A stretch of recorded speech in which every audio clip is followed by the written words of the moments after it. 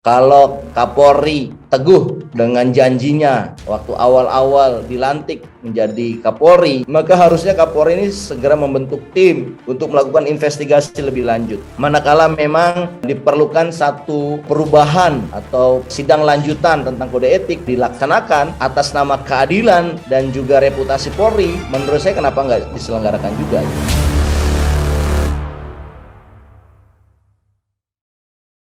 Broto Seno mantan terpidana kasus korupsi ya, yang tidak dipecat begitu. Nah, mungkin Pak Mus bisa menceritakan apa yang Pak Mus ketahui. Broto Seno ini kan dulu anggota Polri yang kemudian bekerja di KPK ya. Itu masuk di KPK, tapi kemudian terkena kasus sebetulnya. Kemudian disidangkan dan terbukti bersalah. Bahkan kemudian ada beberapa sampai dekat dengan dan menikahi terpidana korupsi ya. Itu anggota DPR dan Angelina Sondakh. Kemudian sudah hilang beritanya, tapi kemudian hari ini kita mendengar dia masuk lagi ke Polri, jajaran Polri. Nah ini kan sebetulnya apa ya? Konyolان bernegara lainnya kah atau seperti apa? Mungkin Bang Matur bisa memberikan ulasan. Oke, baik. Mungkin pertanyaannya saya ini ya. Boleh. Pertanyaannya saya tegaskan bahwa ini bukan apakah ini akan mendelegitimasi terhadap supremasi hukum, terutama dalam penanganan korupsi, Bang? Menurut Bang Matnur gimana?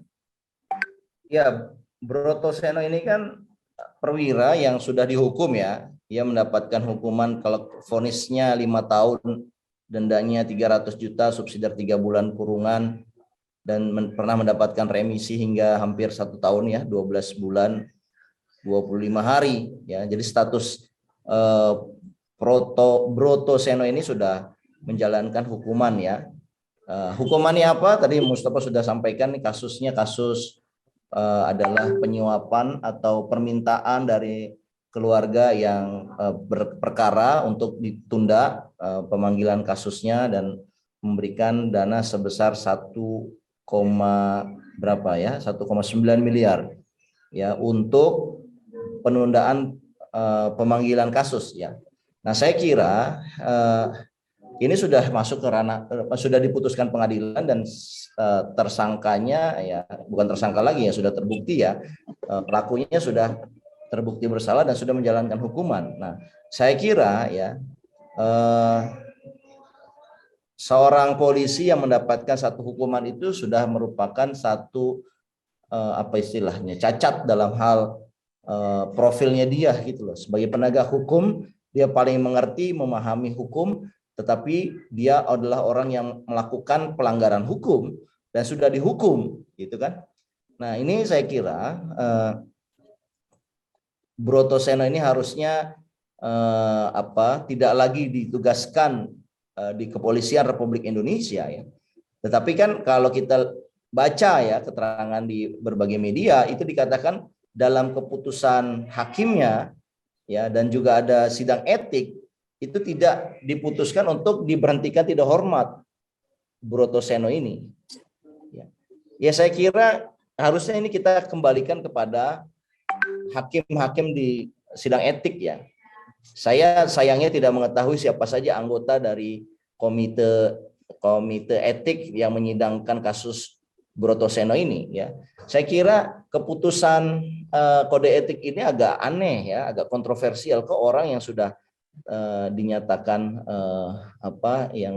terbukti ya pernah melakukan tindakan pelanggaran hukum, apalagi hukumnya korupsi yang merupakan extraordinary, kok di dalam sidang etik tidak diberhentikan gitu secara tidak hormat gitu. Nah, ini yang kemudian publik harusnya bertanya kepada Kapolri, juga bertanya kepada para majelis hakim sidang etik, kenapa bisa seperti ini? Dan saya kira ya sekarang kasusnya sudah mencuat ke publik ya, Broto Seno saya kira juga secara legal ya mungkin Broto Seno merasa tidak ada masalah, orang dia semua yang sudah lakukan dan semua aturan dan keputusan sudah dia jalankan dan tidak ada keputusan pemberhentian, ya saya harus mengabdi lagi kepada kepolisian. Tetapi Brotoseno itu juga akhirnya ya menurut saya itu ada rasa malu ya, karena beritanya sudah masuk ke publik gitu lah. Ini diangkat oleh teman-teman ICW misalkan, kok bisa ini masih dinyatakan sebagai anggota aktif Polri gitu. Ya beliau ini gitu. Dan saya kira harusnya kalau Kapolri teguh dengan janjinya waktu awal-awal dilantik menjadi Kapolri, yaitu ingin precisely gitu ya, ingin zero pelanggaran yang dilakukan oleh anggota-anggotanya, maka harusnya Kapolri ini segera membentuk tim untuk melakukan investigasi lebih lanjut.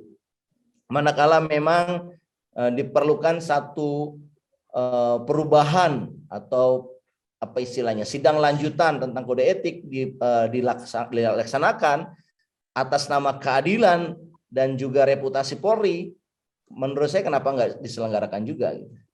Tapi kalau misalkan Kapolri membiarkan saja, misalkan ya berarti memang pilihan Pak Kapolri ya membiarkan ini menjadi kontroversi dan seolah-olah mengatakan bahwa anggota Polri yang punya kasus hukum tenang saja, kalau Anda tidak diputuskan dalam kode etik tidak dipecat ya Polri, Kepolisian Republik Indonesia akan tetap menerima Anda apapun kesalahan Anda. Itu yang akan terjadi. Ya, implikasi kayak gitu kan implikasi buruk ya, yang harusnya tidak boleh alat negara, apalagi ini adalah alat ketertiban sosial.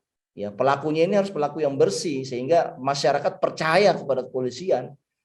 Ya saya kira semuanya sekali lagi kontroversi yang ada di masyarakat ini tergantung kepada pimpinan tertinggi polisi sendiri, ya, Polri, Kapolri sendiri. Kalau Kapolri menganggap ini isu yang serius, ya saya kira Kapolri akan bertindak cepat, membentuk tim khusus, tim ad hoc yang investigasi ini di mana kesalahannya dan kemudian menetapkan satu aturan baru kepada para kesatuan, anggota kesatuan yang memang sudah terbukti melakukan penyimpangan hukum atau kejahatan hukum gitu. Tapi kalau misalkan Pak Kapolri diam saja, ya dalam arti hanya membiarkan isu ini menjadi kontroversi, maka menurut saya yang dirugikan adalah institusi Polri. Karena institusi Polri ini seolah-olah tempatnya para penjahat, ya orang yang pernah dinyatakan bersalah malah diterima gitu. Itu kan berarti tempatnya para penjahat. Oleh karena itu ya sekali lagi ya daripada institusi Polri yang menjadi tercemar ya saya kira Pak Kapolri perlu bertindak tegas ya, apakah kemudian perlu membentuk tim yang mengusut menginvestigasi di mana kesalahannya, kenapa Brotoseno ini tetap menjadi aktif padahal kesalahannya jelas memberikan suap dan hukumannya sudah lebih dari 5 tahun dan saya kira ini adalah satu kejahatan yang extraordinary. Kok bisa setelah lepas dari hukumannya beliau bisa kembali lagi kepada unitnya, ke kesatuannya ya. Ini kan merusak reputasi dari kepolisian. Begitu, Bro. Oh, Oke, baik Bang Matur, mungkin udah sangat clear ya. Bang Mus ada yang ditambahkan? Iya, saya setuju sih. Maksudnya gini, kalau kita lihat track record Brotoseno ini kan tidak hanya satu kasus ya, tapi lebih dari itu gitu. Jadi artinya sebagai penegak hukum ini sebenarnya tidak bisa ditolerir gitu loh apa yang dia lakukan ini. Harusnya dia menjadi contoh, tapi kemudian kemudian terus dimasuk lagi ke institusi Polri. Ini kan justru menjadi apa ya beban tersendiri gitu loh buat Polri sebetulnya. Menjadi satu kebijakan yang salah arah jadi. Oke. Baik, mungkin sudah cukup ya.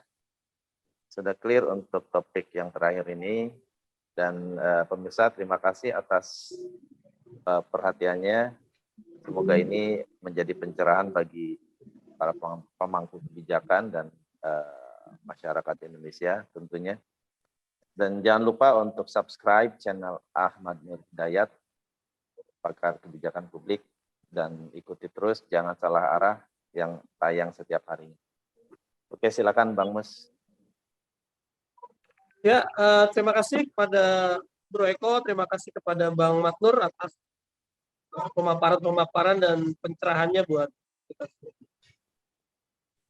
Kita cukupkan ya biasa kita hari ini. Oke, Bro. Terima kasih banyak. Assalamualaikum. Ya tuh. Sampai jumpa. Waalaikumsalam. Salam. Sampai jumpa kembali.